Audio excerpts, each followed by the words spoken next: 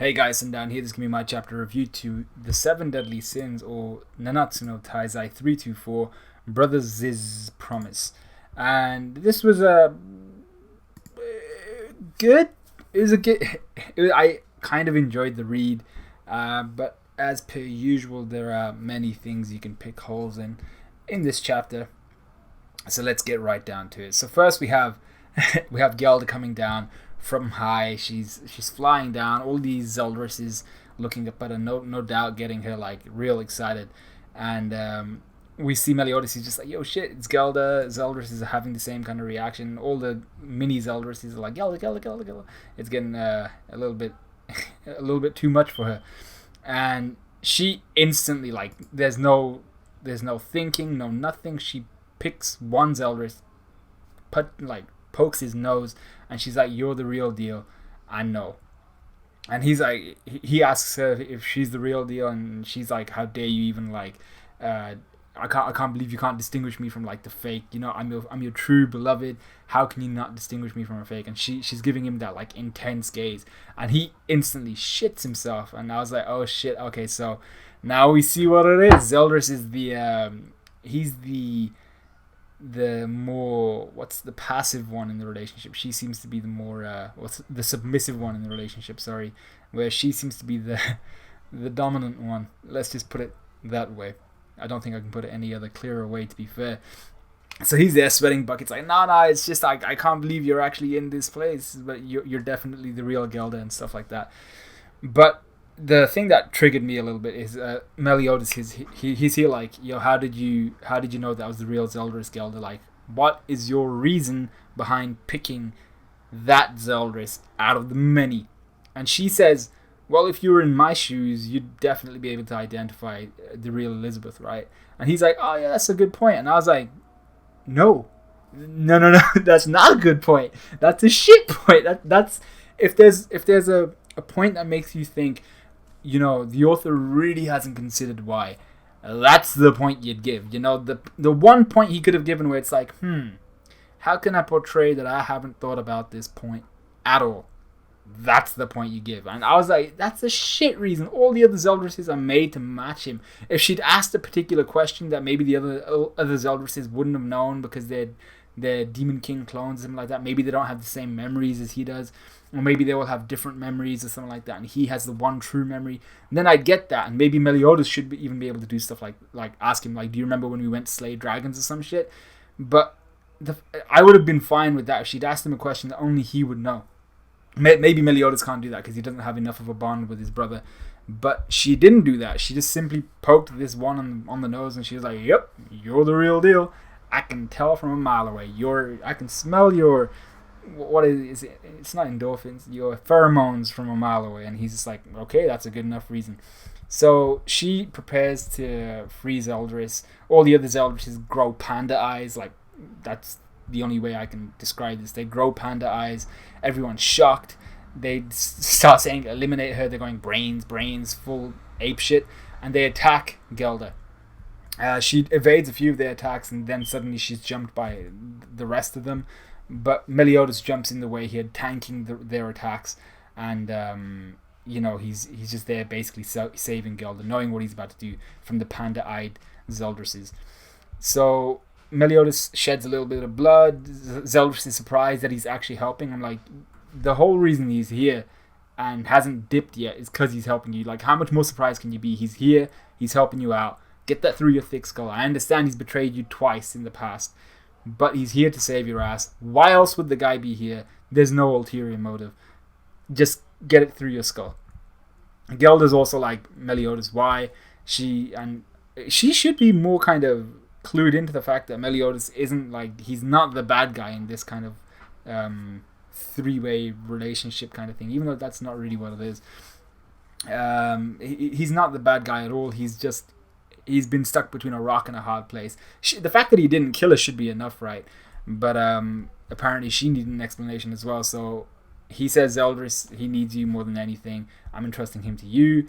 And the last thing he says one of the last things he says to Zeldris is, it's your time to stand up.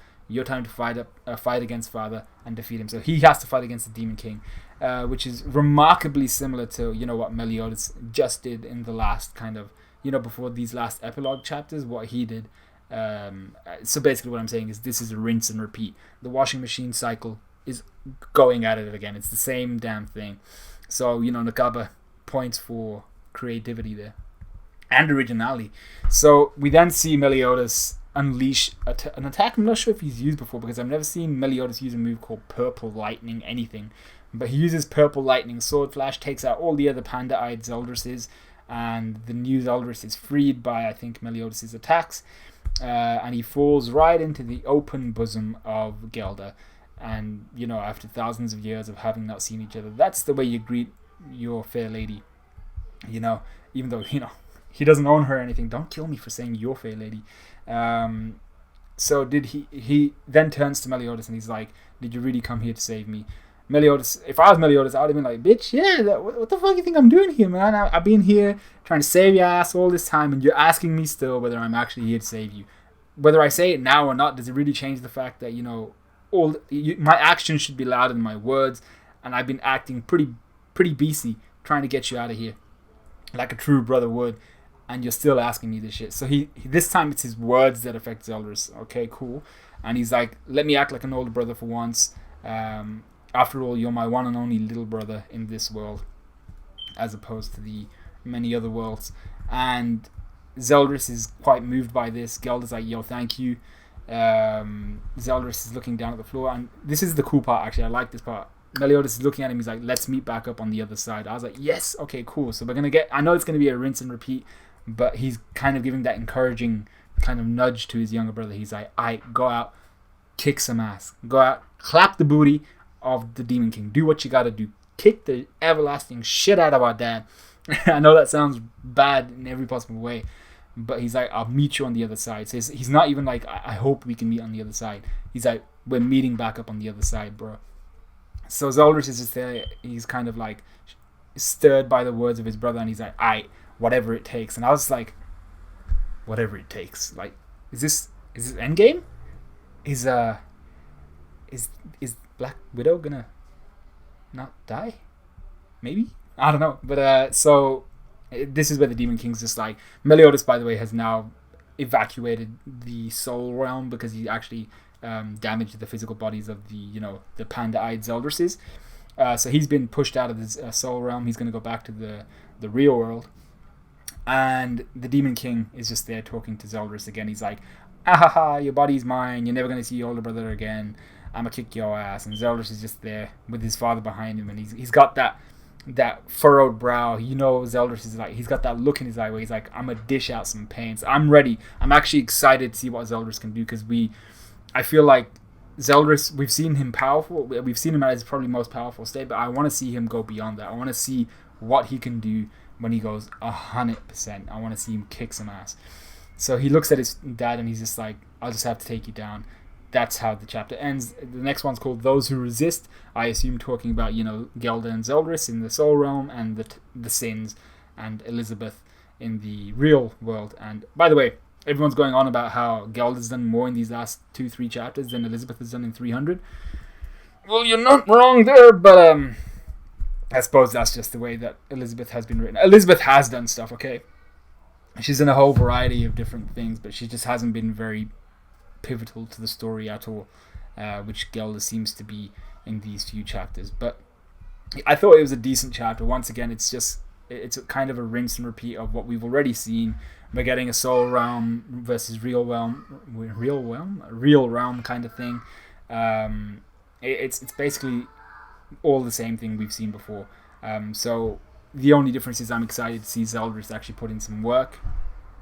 But yeah, like I said, there were holes that you could pick in this chapter, which I did.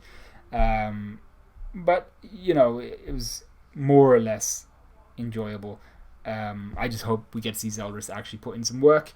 And I'm still confused as to why Escanor is able to take on the Demon King in the real world.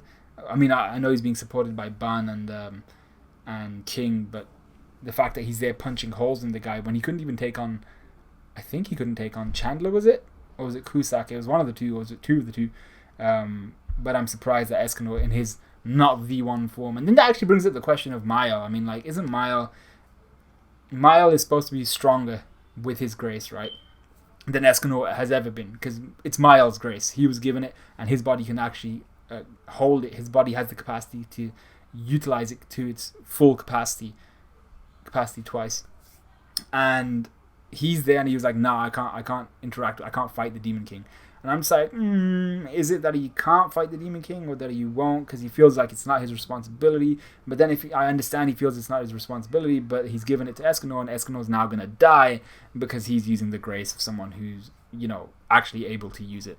So there's all that kind of shit going on, but, that's just the way the cookie crumbles, and Escanor is hopefully just going to go for one final fight and pass away. You'd hope, but, Merlin's there, and you never know, right? So that's the end of the chapter. Let me know what you guys thought of it. Like, comment, subscribe, all of that good stuff. This is an on-time review. I should have said that at the beginning. Oh my god. But yeah, I hope you guys enjoyed, and I'll see you guys in a bit.